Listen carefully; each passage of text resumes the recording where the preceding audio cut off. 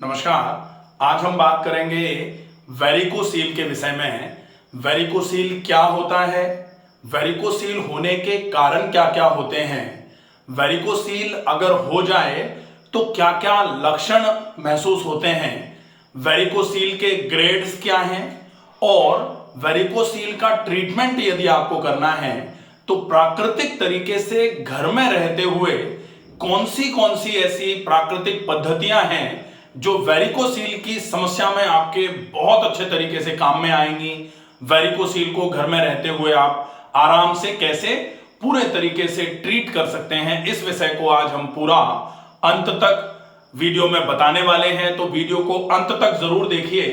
अगर आप चैनल पर नए हैं तो प्लीज आप इस चैनल को सब्सक्राइब जरूर कर लीजिए, ताकि भविष्य में स्वास्थ्य से संबंधित जो भी बीमारियां शरीर में आ रही हैं उनको किस तरीके से प्राकृतिक रूप से घर में रहते हुए आप सही कर सकते हैं, ये जानकारी आप तक समय समय पर पहुंचती रहे। वेरिकोसील में सामान्य तौर पर जो प्रॉब्लम होती है वो है टेस्टीज में जो ब्लड ले जाने वाली आर्टरीज हैं वो तो ब्लड ले जा रही हैं, लेकिन जो वेन ब्लड को लेकर के ऊपर की तरफ आनी चाहिए, उस वेन में अगर किसी भी कारण की वजह से जो वेसल है यहां से, जैसे जो आर्टरी है, आर्टरी ब्लड को ले जा रही है ऊपर से नीचे की तरफ, आर्टीरियल सप्लाई है ये इस तरीके से, और यहां से ये ब्लड इस तरीके से अगर ऊपर की तरफ जाए तो इसको बोलते हैं ये वीनस रिटर्न है। और अगर ये आर्टरी प्रॉपर तरीके से जो ब्लड को लेकर के आ रही है, इसने सप्लाई किया और यहां से वीनस रिटर्न अगर पूरे तरीके से जा पा रहा है तो फिर ये ठीक माना जाता है। लेकिन अगर आर्टरी ने यहां पर सप्लाई तो प्रॉपर तरीके से कर दिया ब्लड को, लेकिन यहां से वेन जो है जब ब्लड को ले नहीं जा पाती है तो फिर वेन ऐसे करके फूलना चालू हो जाती है, और इस वेन का फूलना जो है इसी को बोला जाता है वेरिकोसील। वेरिकोसील ठीक वैसे ही है जैसे पैरों की खून की नलियां जो हैं, पैरों की वेन जो हैं जब फूल जाती हैं तो वेरिकोज वेन्स बोला जाता है उनको।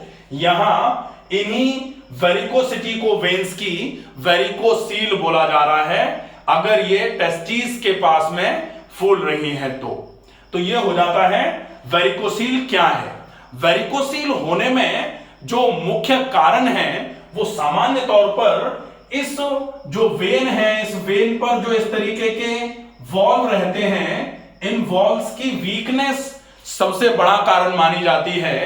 प्लस स्पर्मेटिक कॉर्ड जो होती है, उस कॉर्ड में जो वॉल्व्स होते हैं उनकी कमजोरी भी वेरिकोसील होने में बड़े कारण के रूप में सामने आती है। अब हम देखेंगे वेरिकोसील के लक्षण क्या होते हैं।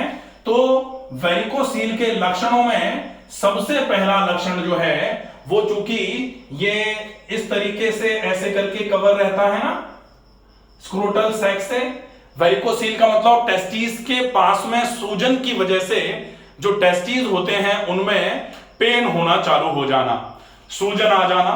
तो यहां पर टेस्टिस में जो सूजन रहेगी, सूजन की वजह से यहां पर दर्द भी रहेगा, और दर्द के साथ साथ आपको अनईजीनेस जैसा लगना चालू हो जाएगा।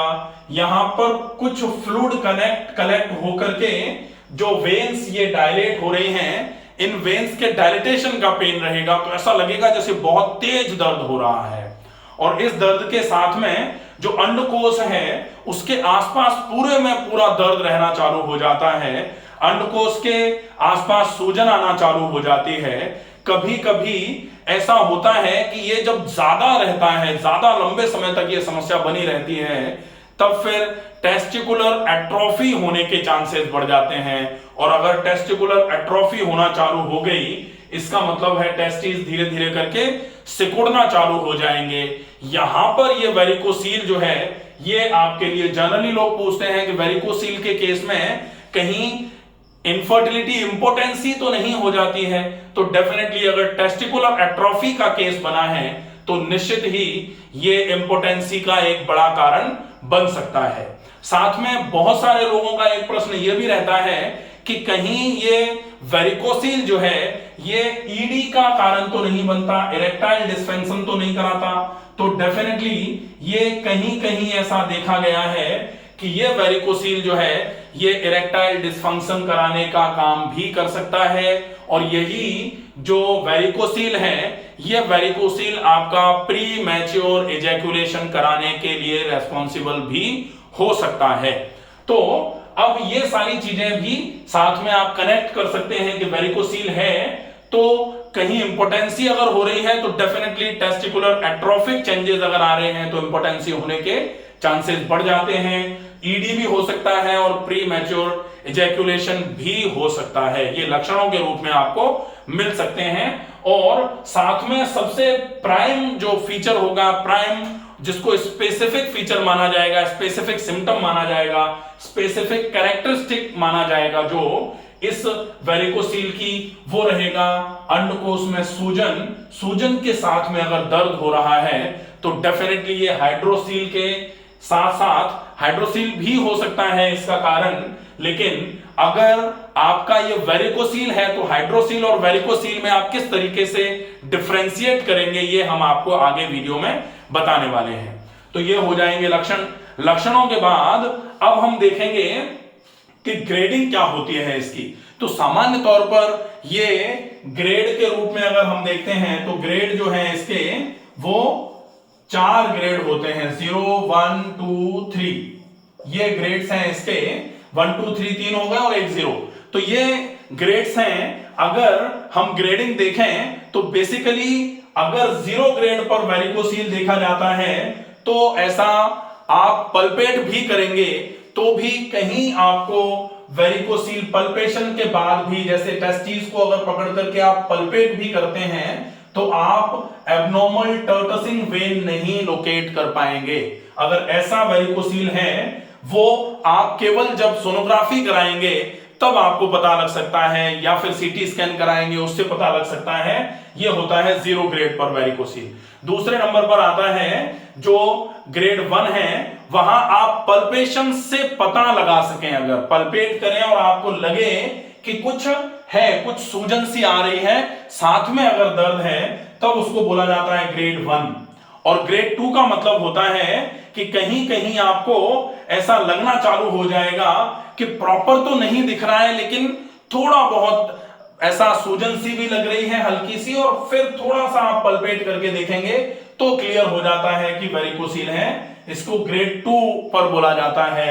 और ग्रेड 3 का मतलब होता है कि वो ऊपर से ही वेरिकोसील में आप टेस्टिस को अगर देखेंगे तो टेस्टिस फूला हुआ भी नजर आएगा और वेन जो है वो टर्टसिंग ऑफ वेन जो है, एब्नॉर्मल डायलेटेशन ऑफ वेन जो है वो आप फील कर पाएंगे, वो विजुअल इफेक्ट में आप देख पाएंगे, आपको पल्पेशन की आवश्यकता नहीं होगी। उसको बोला जाता है ग्रेड 3 का वेरिकोसील। अब हम देखें कि वेरिकोसील अगर आपको हुआ है तो आपको क्या नहीं करना चाहिए। सबसे पहले वेरिकोसील में आप लंबे समय तक अगर एक ही जगह खड़े रहने का काम कर रहे हैं तो सबसे पहले आप उस काम को छोड़ दीजिए। अगर वेरिकोसील में आप लंबे समय तक एक जगह खड़े रहने की पोजीशन में रहेंगे तो डेफिनेटली वेरिकोसील धीरे धीरे करके बढ़ेगा। क्यों बढ़ेगा? क्योंकि हम जैसे पैरों में जब वेरिकोसिटी होती है, आप देखें जैसे ये अपने यहां अगर पैरों में खून की नलियों में खून भरना चालू हो जाता है, नीली नीली नसें निकलना चालू हो जाती हैं, ऐसे केस में अपन क्या कहते हैं कि आप ज्यादा लंबे समय तक खड़े रहने के काम को अवॉइड करो। ऐसे करके आप बैठ जाओ। जैसे ही आप बैठोगे तो जब आप बैठे हो तब आप देख रहे हो कि आपकी ग्रेविटी जो है वो ज्यादा फोर्स नहीं लगा पा रही है नीचे की तरफ, और अगर आप लेट जाओगे तो डेफिनेटली आपको और अच्छा आराम मिलेगा। और कहीं आपने 2 तकिए पैरों के नीचे लगा करके आप लेट गए तो डेफिनेटली आपकी वेरिकोसिटी में आपको बहुत अच्छा आराम मिलना चालू हो जाता है। ठीक ऐसे ही वेरिकोसील के केस में आपको क्या करना है, आपको यह देखना है कि आप ज्यादा लंबे समय तक एक जगह पर खड़े रहने का काम बिल्कुल भी मत करिए। दूसरे नंबर पर कोशिश करिए टाइट अंडरगारमेंट्स जो होते हैं उनका उपयोग आपको नहीं करना चाहिए। टाइट अंडरगारमेंट्स अगर आप पहनते हो तो डेफिनेटली ये वेरिकोसील को बढ़ाने में आपके लिए नुकसानदायक साबित हो सकता है, इसलिए टाइट अंडरगारमेंट्स का यूज आपको नहीं करना चाहिए।